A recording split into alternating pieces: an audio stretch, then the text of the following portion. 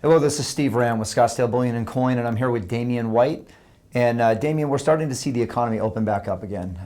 They're starting to allow us, at least in phases, to kind of get back to somewhat of a new normal, and that's going to have some economic impact. Can you kind of describe to us how you see that going over the next several months? Right. Well, exactly. We're starting to open up. In fact, yesterday was kind of the unofficial day of the country opening up in phases. We're starting to see activity around the country.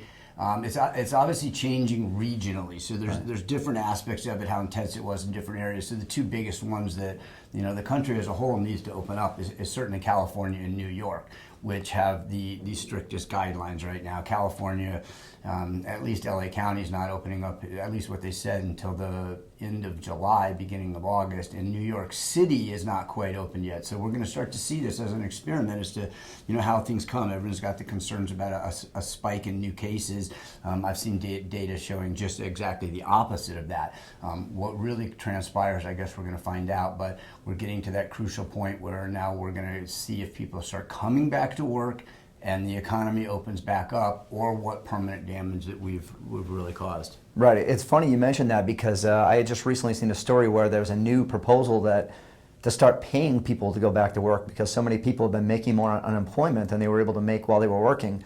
So for servers and other jobs like that, where people said, well, I can stay at home and I can make more money. Did you read that same story about what they're doing? I did, and that's something that Larry Kudlow was mentioning as a possibility. He's been speaking with President Trump about that.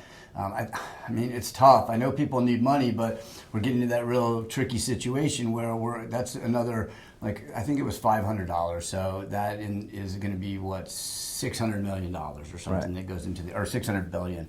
And what that will really do is more money going into the system and more inflation.